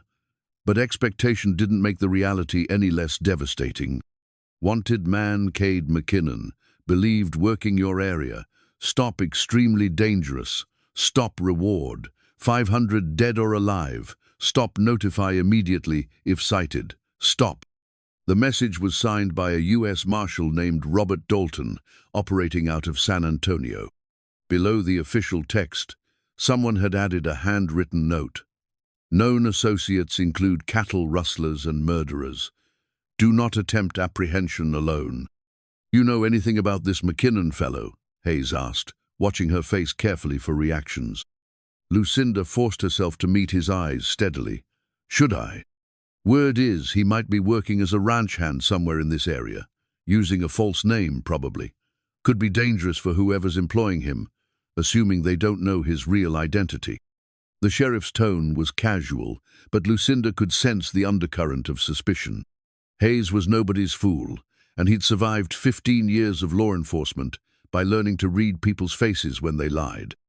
"I'll keep an eye out," she said carefully, "though with all the drifters looking for work, it's hard to know everyone's background." "Indeed it is. Mind if I have a look around? Talk to your men, see if anyone matches the description." It wasn't really a request, and they both knew it. Lucinda nodded reluctantly, her mind racing as she tried to figure out how to warn Cade without arousing further suspicion. "Miguel can show you around," she offered. "I need to check on some sick cattle in the north pasture." Hayes nodded, but his pale grey eyes suggested he wasn't entirely convinced by her eagerness to leave. "Much obliged. I'll try not to disrupt your operation more than necessary." As Lucinda saddled Duchess with hands that shook more than she cared to admit, she could hear Hayes questioning Miguel about recent hires. Her foreman's responses were careful and truthful lies. They'd hired a temporary hand named Cade Mercer, but he was out working the far fence lines and wouldn't be back until evening. The lies came so naturally that Lucinda wondered when she'd become so comfortable with deception. 3 months ago, she would have turned Cade over to the authorities without question, regardless of his explanations about corrupt sheriffs and self-defense. Now, she found herself willing to risk everything to protect a man she'd known for less than 2 months. She rode hard toward the section of fence where Cade was working, pushing Duchess to her limits across the rough terrain. When she finally spotted him, he was absorbed in replacing a broken post, his shirt soaked with sweat, despite the morning coolness. He looked up at her approach, and something in her expression must have warned him, because his entire posture changed. "What's wrong?" he asked immediately. "Sheriff's here, looking for you." She thrust the telegram toward him, watching his face as he read the damning words. Cade's reaction was complex, part resignation, part anger, and underneath it all, a weariness that spoke of months or years of looking over his shoulder. "How long do I have?" "Not long." He's questioning the men now. "Miguel told him you wouldn't be back until evening, but he's not stupid enough to believe that if he really wants to find me." Cade folded the telegram carefully and handed it back to her. "Mrs. Hale, I want you to know that everything I told you about what happened was true. I killed a man, but it was him or me, and I'd make the same choice again." "I believe you," she said, surprising herself with the conviction in her voice. "Then you're either very wise or very foolish, and I'm not sure which." "Neither am I." Lucinda looked back toward the ranch, where she could see a distant cloud of dust that probably marked Sheriff Hayes beginning his search. "What will you do?" "What I've been doing for 2 years, disappear and start over somewhere else." It's gotten easier with practice. The casual way he said it broke something inside her chest. This man who'd worked so hard to help save her ranch, who'd shown nothing but loyalty and competence and unexpected gentleness, was about to walk out of her life as suddenly as he'd entered it. There might be another way, she heard herself saying. Cade looked at her sharply. What do you mean? Bartholomew Cross. He's been behind the rustling, the pressure to sell. What if the real criminals were caught? What if the law had bigger problems to worry about than one wanted poster? You're talking about vigilante justice. That's not your fight. It became my fight when he started stealing my cattle and threatening my livelihood. And if you're innocent of the charges against you, then catching the real criminals might be the only way to clear your name. Cade was quiet for a long moment, considering the implications. It's dangerous. Cross has money, political connections, hired guns. Taking him on directly would be like declaring war. Maybe it's time for a war. I'm tired of being pushed around, tired of watching everything Thomas built slip away piece by piece while I try to play by rules that don't apply to people like Cross. As if summoned by their conversation, the sound of approaching hoofbeats made them both turn. Sheriff Hayes appeared over a low rise, riding directly toward their position with the purposeful movement of a man who'd found what he was looking for. Too late to run, Cade said quietly. Mrs. Hale, whatever happens next, I want you to know that working here has been the best part of my life in a long time. Don't let my troubles destroy what you're trying to build. Cade McKinnon, Hayes called out when he was still 50 yards away. I need you to step away from Mrs. Hale and keep your hands where I can see them. Cade complied immediately, moving several paces away from Lucinda and raising his hands to shoulder height. His movements were calm, controlled, showing no sign of the desperation or violence Hayes clearly expected. Sheriff, Cade said respectfully as Hayes approached with his weapon drawn, I assume you're here about that poster. I am indeed. You're under arrest for the murder of Sheriff Dan Costner and the attempted murder of his deputies. You have the right to remain silent, though I'd advise you to start talking if you want to see the inside of a jail cell instead of a pine box. The man I killed was taking bribes from cattle rustlers, Cade said steadily. I was willing to testify about it in court until he decided I needed to be silenced permanently. Hayes snorted derisively. That's what they all say.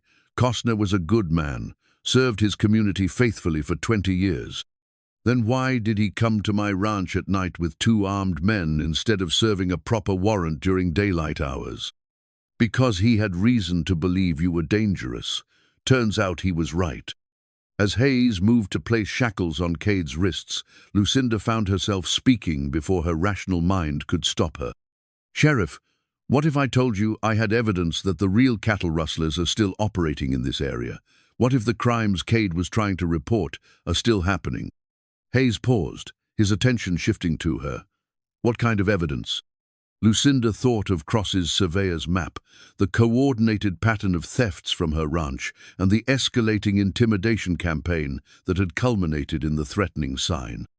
None of it would stand up in court by itself, but together it painted a picture of organized criminal activity, the kind that might interest a U.S. Marshal more than one wanted poster, she said carefully. Now you listen here, Lucinda, Hayes said, his tone growing stern. I know you're upset about your cattle being stolen, but that doesn't give you the right to harbor a wanted murderer. This man is dangerous, and he's been deceiving you from the moment he set foot on your property. Has he? Because the man I hired has done nothing but honest work, helped improve my operation, and shown more integrity than some supposedly respectable members of this community. Hayes's expression darkened. Are you accusing me of something? I'm suggesting that maybe the real criminals are the ones with enough money and influence to avoid wanted posters, while men like Cade get hunted for defending themselves against corruption. It was a dangerous accusation, one that could make her an enemy of the very law enforcement she might need to protect her. But as she watched Cade standing there with quiet dignity, accepting his fate without protest, she realized she'd already chosen her side in this conflict. Hayes finished shackling Cade and prepared to lead him away. Mrs. Hale, I strongly advise you to reconsider any involvement in this man's troubles. Harboring a fugitive is a serious crime, and I'd hate to see you face charges alongside him." As they rode away, Cade looked back once, his pale blue eyes meeting hers across the growing distance. In that moment, Lucinda made a decision that would either save them both or destroy everything she'd worked to preserve. She was going to prove Cade's innocence by exposing the real criminal Seven, if it meant taking on Bartholomew Cross and everyone connected to his operation. The scared, cautious widow who'd been content to merely survive was gone, replaced by a woman willing to fight for what she believed in. The war Cross had been waging against her was about to become a battle he'd never expected, and this time she had nothing left to lose. The jail in Deadman's Creek was a stone building that had seen better days, with iron bars thick enough to hold the most determined prisoner and walls that absorbed sound like a tomb. Lucinda sat on the narrow bench outside Cade's cell, having spent most of her remaining cash to convince the deputy to allow her a private conversation. "You shouldn't be here," Cade said quietly, his hands wrapped around the bars that separated them. "Association with me will only hurt your reputation further." "My reputation is the least of my concerns right now." Lucinda leaned forward, lowering her voice to ensure they wouldn't be overheard. "I've been thinking about what you said regarding Cross and the rustling. What if we could prove he's behind it? What if we could show that the corruption you witnessed extends all the way to this county?" Cade's expression was skeptical. "Even if we could prove it, what good would that do? I'm still wanted for murder, and Cross has enough influence to make any accusations disappear." "Not if the evidence was overwhelming, not if it was presented to the right people." Lucinda pulled out a folded paper from her reticule. "I sent a telegram to the U.S. race Marshal's office in Austin this morning. Told them I had information about organized cattle rustling that might connect to other cases they're investigating." Cade studied her face with a mixture of admiration and concern. "You're playing a dangerous game, Mrs. Hale. Cross won't take kindly to federal interference in his business." "Then we'd better make sure we have enough evidence to put him away before he realizes what we're doing." Lucinda's voice carried a determination that surprised even her. "Miguel is watching his movements, documenting the timing of every theft, every visit to my ranch. Rosa is keeping track of which cattle have gone missing and when, and I've been studying that surveyor's map, looking for patterns." "What have you found?" "Cross isn't just stealing cattle randomly. He's targeting specific bloodlines, animals that would be valuable for breeding. Someone with that map could plan thefts months in advance, knowing exactly when and where to find the most valuable stock." Cade nodded grimly. "Organized rustling rings often work that way. They study ranchers' operations for months, learning routines and identifying the most profitable targets. But proving it requires catching them in the act." "Then that's what we'll do." The conversation was interrupted by the arrival of Deputy Marshal James Crawford, a lean man in his 40s who wore his authority with quiet confidence. Sheriff Hayes led him to the cell, his expression suggesting he wasn't entirely pleased by the federal intervention. "Mr. McKinnon," Crawford said without preamble, "I've reviewed your case file, and I have some questions about the circumstances surrounding Sheriff Costner's death." "I'll answer anything you want to know," Cade replied steadily. Crawford pulled out a notebook and began asking detailed questions about the events leading up to the shooting. His inquiries were thorough and professional, focusing on specific details that could be verified independently. More importantly, he seemed genuinely interested in Cade's version of events rather than simply confirming the existing charges. "Mrs. Hale," Crawford said, turning his attention to Lucinda, "Sheriff Hayes tells me you believe there's ongoing criminal activity in this area that might relate to Mr. McKinnon's case." "I do, and I have evidence to support that belief."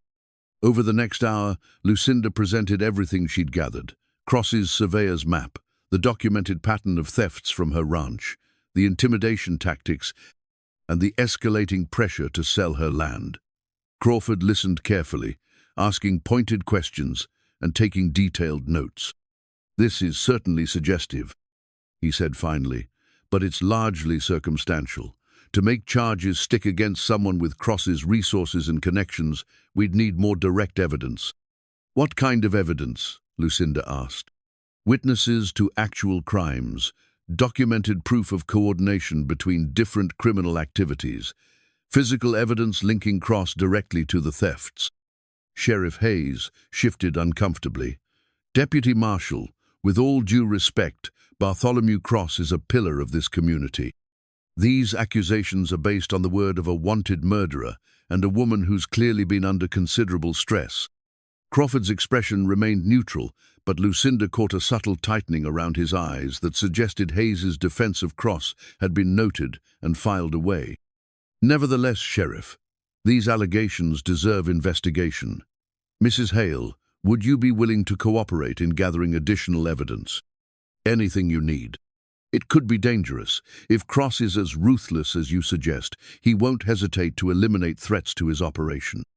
Lucinda thought of her father's derringer, the small but deadly weapon she'd inherited, along with his fierce independence and refusal to be intimidated by bullies. Her father had built his own ranch from nothing, defending it against rustlers, hostile weather, and men who thought a German immigrant had no business owning prime Texas land.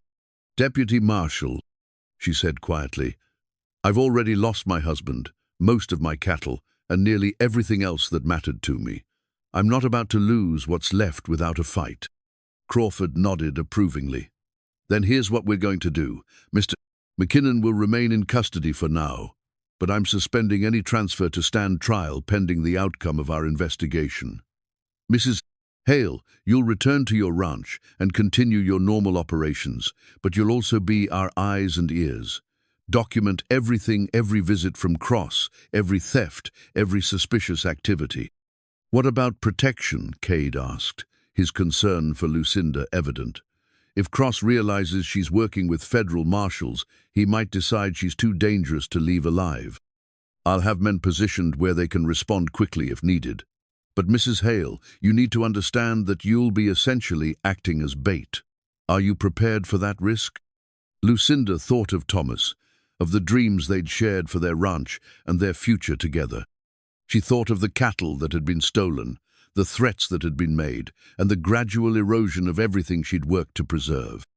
Most of all, she thought of Cade, sitting in a jail cell for the crime of defending himself against corruption. I'm prepared, she said firmly. Over the next 3 days, Lucinda threw herself into the role of federal informant with the intensity of someone who had nothing left to lose. She documented every suspicious incident, every unusual visitor, every change in the behavior of neighboring ranchers who might be connected to Cross's operation. Miguel and Rosa proved invaluable allies, their loyalty extending beyond simple employment to genuine concern for her safety and success.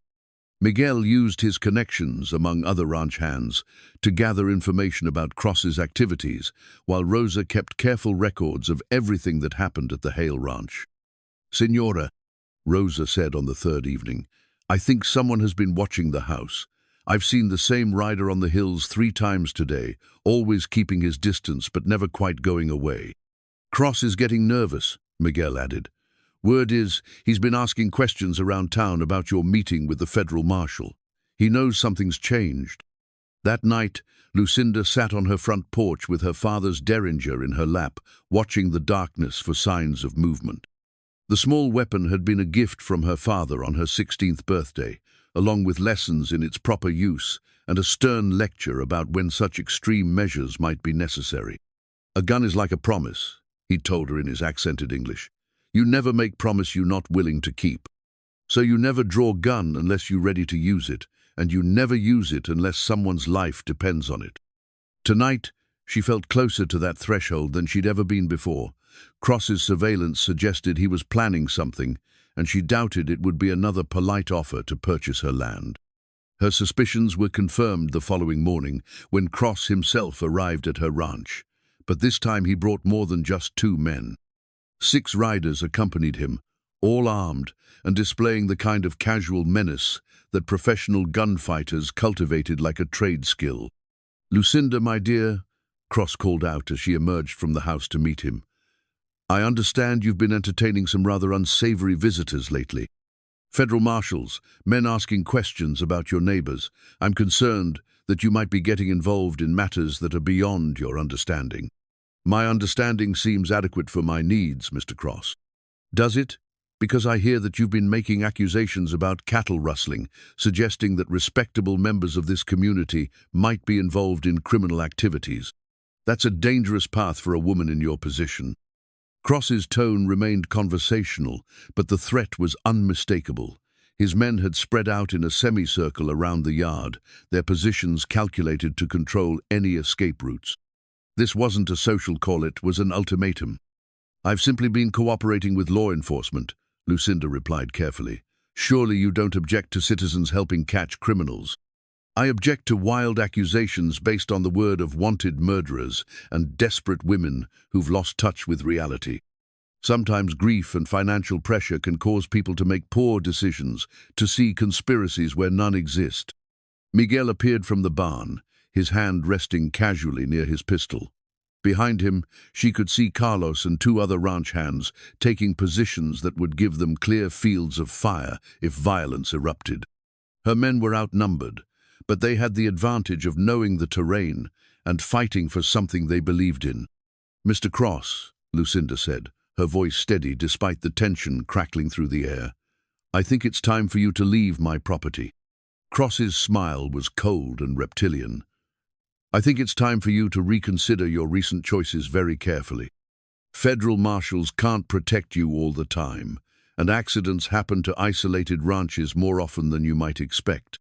As Cross and his men rode away, Lucinda realized she'd crossed a line from which there was no retreat. The war she'd declared was about to begin in earnest, and the outcome would determine not just her survival, but whether justice could prevail in a system designed to protect men with money and power. That evening, as she cleaned her father's derringer and checked its ammunition, she thought about the promise her father had taught her about guns. Tomorrow, she suspected, she might have to decide whether she was ready to keep that promise. The attack came at dawn, when the light was still grey and uncertain, and most honest people were just beginning their daily routines. Lucinda was in the kitchen with Rosa, drinking coffee and reviewing the previous day's intelligence reports, when Miguel burst through the door, with his face flushed from hard riding. "They're coming," he announced breathlessly. "Cross and at least a dozen men, maybe more. They're moving fast, like they mean to finish this today." Lucinda felt her pulse quicken, but her voice remained steady. "How long do we have?" 20 minutes, maybe less. They're coming from 3 directions trying to surround us before we can react." Rosa crossed herself and began muttering prayers in Spanish, but she also moved to the gun cabinet where Thomas had kept his rifles. Whatever was about to happen, she intended to be ready for it. "Send Carlos to town immediately," Lucinda instructed. "Tell him to find Deputy Marshal Crawford and report what's happening here. The rest of us will hold them off as long as we can." "Senora," Miguel said carefully, "there are only 5 of us. Cross has brought enough men to fight a small war." "Then we'll fight a small war." Lucinda checked her father's derringer one final time, ensuring the ammunition was fresh and the mechanism clean. "This is my land, my home. I won't be driven off by threats and intimidation." As Miguel ran to organize their defenses, Lucinda found herself thinking about Cade, sitting in his jail cell 20 miles away, helpless to participate in the battle that would determine both their fates. She'd promised to prove his innocence, but first she had to survive long enough to present whatever evidence they might uncover. The sound of approaching hoofbeats grew louder, and she could see dust clouds rising from multiple directions as Cross's forces moved into position.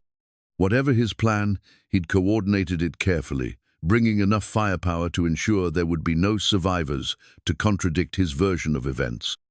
"Mrs. Hale," Cross's voice carried clearly across the ranch yard. "I'm here under the authority of Sheriff Hayes to arrest you for harboring a known fugitive and interfering with law enforcement. Surrender now, and you'll be treated according to the law." It was a clever lie, giving his attack the veneer of legal authority while eliminating witnesses who could testify about his criminal activities. But Lucinda had learned to recognize the difference between law and justice, and she doubted Cross intended for her to live long enough to stand trial. "Show me your warrant," she called back, buying time while Miguel and the others took their positions. "The warrant is in my saddlebags. Come out with your hands raised, and I'll be happy to show it to you." Instead of complying, Lucinda moved to a window that gave her a clear view of the yard. Cross sat his horse in the center of a group of armed men, but something was wrong with the picture. His usual confident demeanor seemed strained, and he kept glancing toward the eastern horizon as if expecting something. That's when she saw the second dust cloud, smaller but moving faster than Cross's group. Someone else was approaching the ranch, and from Cross's reaction, it wasn't part of his plan. The approaching riders resolved into Deputy Marshal Crawford and 3 other federal agents, their horses lathered from hard riding. They must have received Carlos's message and ridden through the night to reach the ranch in time. "Mr. Cross," Crawford called out as his men took positions that effectively surrounded the rustlers. "By the authority of the United States Marshal Service, you and your men are under arrest for cattle rustling, intimidation, and conspiracy to commit murder." Cross's face went white, then red with fury. "This is outrageous. I'm here on official business, trying to arrest a woman who's been harboring fugitives and making false accusations against respectable citizens. The only false accusations here are the ones in that fake warrant you're carrying." Crawford replied calmly. "We have evidence linking you to organized cattle rustling throughout this region, including detailed plans found in your office last night." The revelation hit Cross like a physical blow. While he'd been preparing his assault on the Hale ranch, federal agents had been searching his property and uncovering the evidence needed to destroy his entire operation. "You have no right," Cross began, but Crawford cut him off. "We have every right, and we have the evidence to support it, including this." Crawford held up a worn leather journal that Lucinda recognized. Immediately it was similar to the one Thomas had kept to record ranch business, but this one clearly belonged to someone else. "This is the personal journal of Sheriff Dan Costner," Crawford announced. "Found hidden in your office safe, Mr. Cross. It contains detailed records of bribes received, rustling operations coordinated, and plans to eliminate witnesses who threaten to expose the corruption." Cross's men began to shift nervously, realizing they'd been caught in a trap that was closing rapidly around them. Several of the hired guns started edging their horses away from the group, clearly calculating their chances of escape. "Among other things," Crawford continued, "Sheriff Costner wrote extensively about his concerns regarding a rancher named Cade Mercer, who had witnessed too much and needed to be silenced. The journal makes it clear that Costner and 2 deputies went to Mercer's ranch not to arrest him, but to murder him and make it look like he'd resisted arrest. The implications were staggering. If Costner's own journal proved that Cade had killed in self-defense, then the murder charges against him were fraudulent. More than that, it meant the entire network of corruption extended far beyond simple cattle rustling." "This is impossible," Cross sputtered. "Costner would never have kept records of criminal activities." "Apparently, he didn't trust his partners to honor their agreements," Crawford replied dryly. "Insurance, you might say. Unfortunately for you, insurance policies sometimes end up in the wrong hands."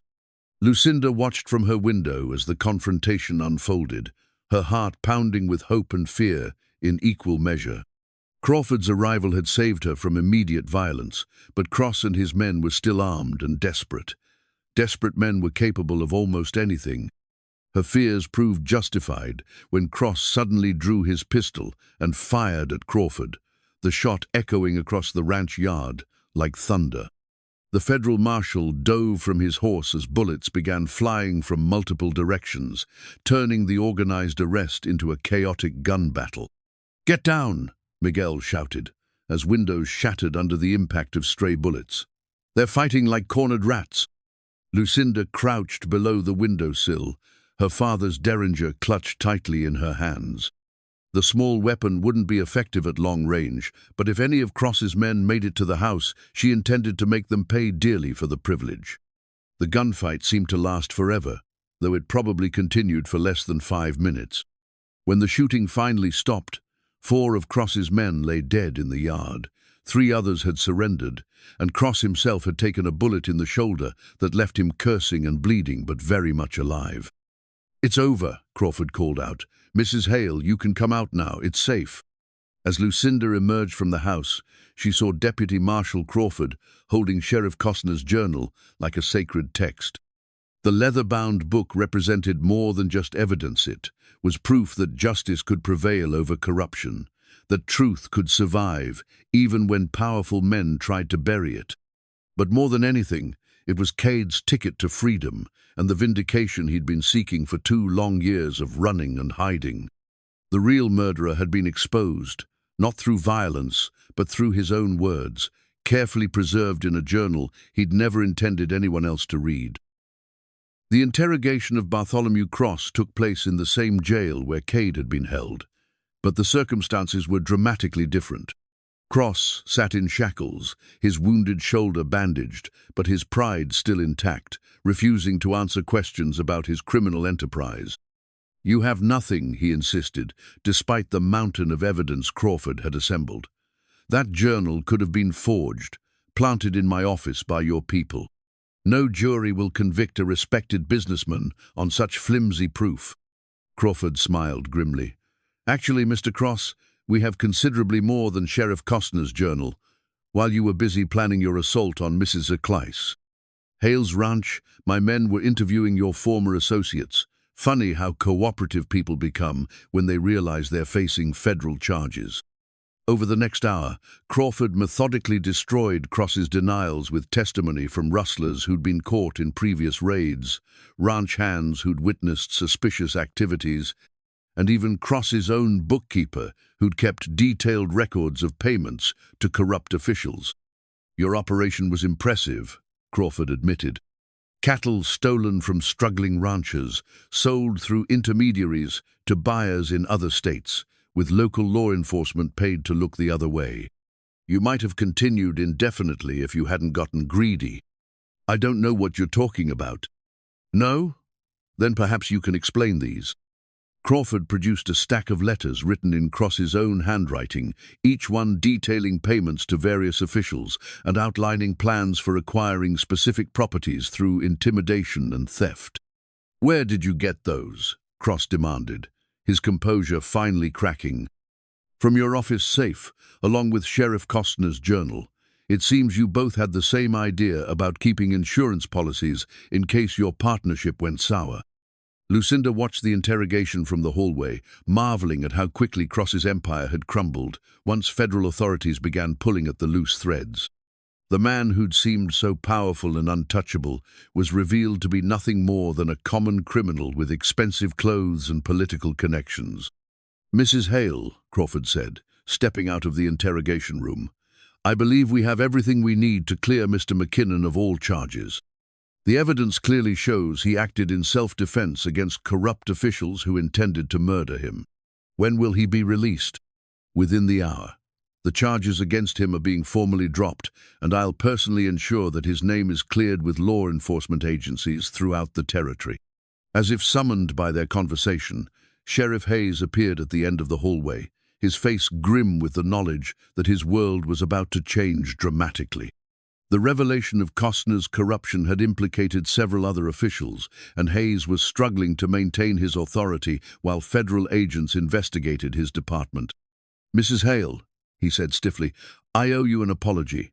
It appears I was wrong about Mr. McKinnon's guilt and your accusations against Cross." "Apology accepted, Sheriff.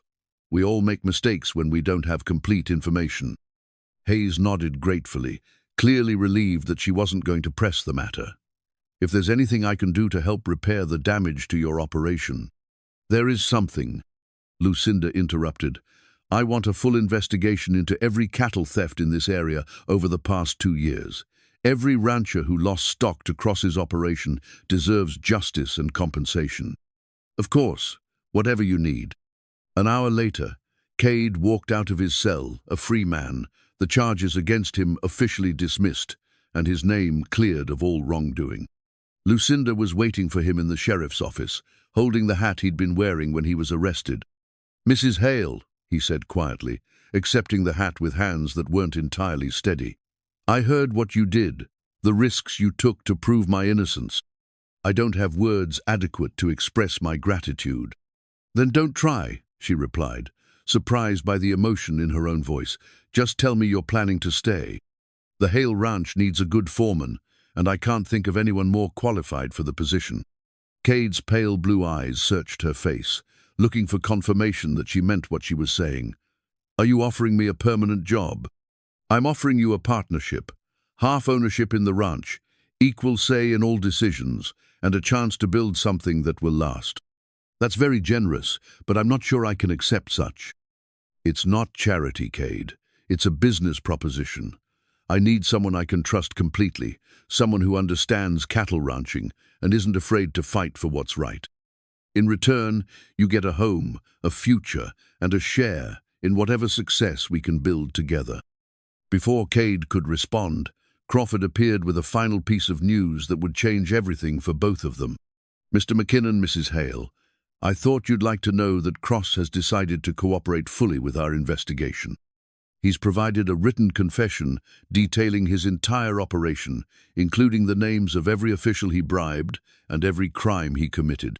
Crawford handed them a document several pages long, written in Cross's distinctive handwriting and signed with a flourish that seemed almost defiant. The confession was complete and damning, outlining years of systematic corruption that extended throughout the county and beyond.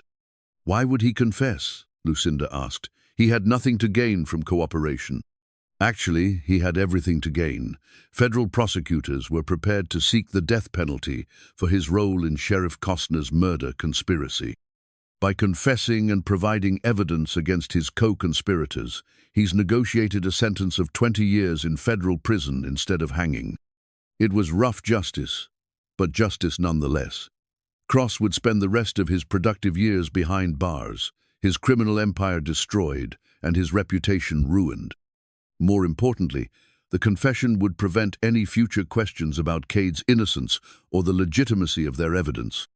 As they walked out of the jail together, Lucinda found herself thinking about the journey that had brought them to this moment. 3 months ago, she'd been a lonely widow, struggling to preserve her late husband's legacy while fighting off threats from all directions. Now she stood beside a man who'd become her partner in every sense of the word, with their enemies defeated and their future secure. "So," Cade said as they reached their horses. "Partners." "Partners," she confirmed, extending her hand to seal the agreement. But instead of shaking her hand, Cade lifted it to his lips and kissed it gently, a gesture that spoke of respect, gratitude, and something deeper that neither of them was quite ready to name. "In that case," he said with the first genuine smile she'd seen from him since the day they met, "I suppose we'd better get back to the ranch. We have a lot of work to do, and for the first time in years, I'm looking forward to doing it." As they rode toward home together, Lucinda couldn't help but think that sometimes the most important bargains were the ones you never saw coming, like feeding a hungry stranger and discovering that generosity could change both your lives in ways you never imagined possible. 6 months later, the Hale Ranch, now officially renamed the Hale McKinnon Ranch, had transformed into one of the most prosperous operations in 3 counties. The water reservoir Cade had designed not only survived the ongoing drought, but provided irrigation for expanded crops that supplemented their cattle income. The stolen livestock had been recovered and returned, along with compensation from Cross's seized assets that allowed them to rebuild their herd to pre-drought levels. Lucinda stood on the front porch of the main house, watching Cade work with a group of new horses they'd purchased from a breeder in San Antonio. His skill with the animals continued to amaze her, but she'd grown accustomed to discovering new depths to the man she'd hired to mend fences and who'd ended up mending her heart as well. The transformation hadn't happened overnight. Trust, once broken by deception and secrets, had required patience and consistent action to rebuild. But gradually, as they worked side by side to restore the ranch's prosperity, their partnership had deepened into something neither had expected when they'd made their original bargain. "Senora," Rosa called from the kitchen doorway. The padre is here for the final preparations. Father Miguel Santos was an elderly priest who'd known Thomas and had officiated at Lucinda's first wedding 8 years earlier. His presence today represented not just religious tradition, but continuity with the past and hope for the future. "How are you feeling?" he asked as Lucinda joined him in the parlor where Thomas's portrait still hung above the fireplace. "Nervous," she admitted. "Happy, but nervous." "That's natural. Second marriages require different kinds of courage than first ones. The innocence is gone, replaced by wisdom that comes from understanding how precious and fragile love can be." Lucinda looked up at Thomas's painted face, searching for signs of disapproval or blessing. What she found instead was the memory of his voice on the night before he died, when fever had made him delirious, but his love had remained clear. "Promise me," he'd whispered, "that you won't spend the rest of your life alone. Promise me you'll find someone who makes you happy, who deserves the love you have to give." She'd promised, though at the time she'd been certain it was a vow she'd never be able to keep. Thomas had been her entire world, her partner in every dream and ambition. The idea that someone else could fill that role had seemed impossible. But Cade hadn't tried to replace Thomas or erase his memory. Instead, he'd helped her build something new on the foundation of what had come before, honoring the past while creating space for a different kind of future. "I think he would approve," Father Santos said, following her gaze to the portrait. "Thomas always wanted you to be happy. He wouldn't want his memory to become a prison that kept you from living fully." The wedding ceremony took place in the main room of the house, with all the ranch hands present, along with friends from town who'd supported Lucinda through her darkest days. Deputy Marshal Crawford had made the trip from Austin to serve as Cade's best man, bringing with him official confirmation that Cade's name had been cleared from all law enforcement records. Miguel walked Lucinda down the improvised aisle, his weathered face glowing with pride, as he delivered her to the altar Father Santos had arranged near the fireplace. Rosa wept openly, her joy at seeing her surrogate daughter find happiness again, overwhelming her usual composure. Cade waited at the altar, wearing a new black suit that Rosa had insisted on purchasing, despite his protests that his old clothes were adequate. The formal attire transformed him from ranch foreman to gentleman, though Lucinda knew she would have married him in his work clothes if necessary. The vows they exchanged were traditional in form, but deeply personal in meaning. When Cade promised to love and honor her in prosperity and adversity, in times of plenty and times of want, Lucinda thought of the desperate man who'd appeared at her gate, asking for nothing more than a meal in exchange for honest work. When she promised to stand beside him through whatever trials the future might bring, she thought of the courage it had taken for him to trust her with the truth about his past, and her own courage in choosing to believe in his innocence when everyone else saw only a wanted criminal. The rings they exchanged were simple gold bands, but they carried symbolic weight that went far beyond their monetary value. Thomas's ring had represented the dreams of youth, the optimism of two people who believed their love could conquer any obstacle. These new rings acknowledged that love was more complex and fragile than youthful passion suggested, but also more enduring when built on mutual respect and shared adversity. "By the power vested in me, by the state of Texas and Almighty God," Father Santos intoned, "I now pronounce you husband and wife. Cade, you may kiss your bride." The kiss was gentle, reverent, a promise of devotion rather than a claim of possession. When they separated, Lucinda saw in Cade's eyes the same wonder she felt at finding love when they'd both given up hope of such happiness.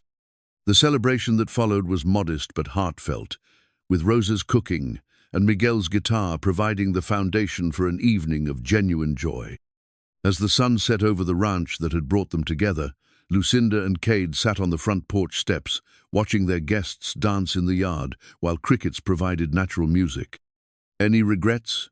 Cade asked quietly, his arm around her shoulders. "Only that it took us so long to get here," she replied, leaning into his warmth. "The timing was right.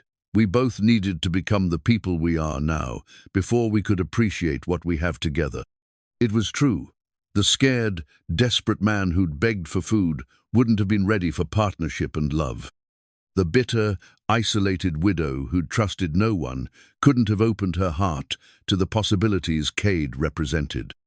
They'd needed their separate journeys through hardship and loss to become people capable of building something lasting together. "What do you think will happen now?" Lucinda asked, gesturing toward the ranch that stretched out before them in the gathering darkness. "Now we work. We build. We face whatever comes together. The way partners should." Cade paused, then added with a smile she could hear in his voice. "And we remember that sometimes the best things in life start with the simplest requests. A hungry man asking for food, a lonely woman deciding to show mercy to a stranger." As if summoned by their conversation, thunder appeared from the direction of the corral, the magnificent stallion approaching with the confident stride of a horse who knew he was welcome. He nuzzled Cade's shoulder affectionately, then did the same to Lucinda, accepting them both as part of his extended family. "Even he approves," Lucinda laughed, scratching behind Thunder's ears.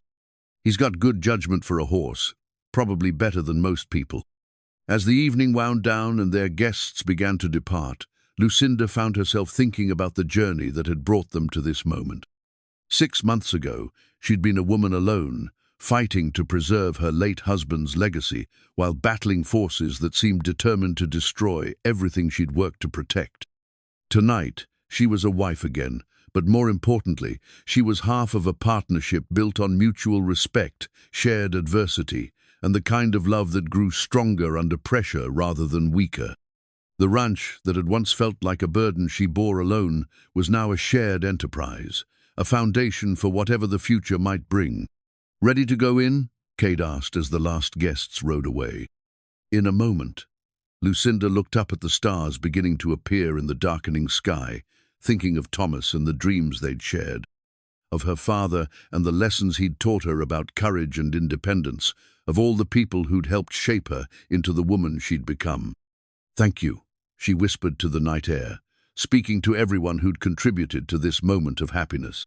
Then she took her husband's hand and walked with him into the house they would now share, ready to begin the next chapter of a story that had started with the simplest bargain of all: food for work, mercy for a stranger, trust offered when it was most needed and least expected.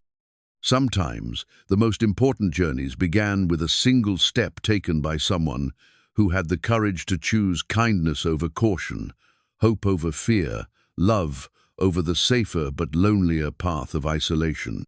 Tonight, as Lucinda fell asleep in Cade's arms, she knew with absolute certainty that every risk had been worth taking, every leap of faith justified by the solid ground they'd found together.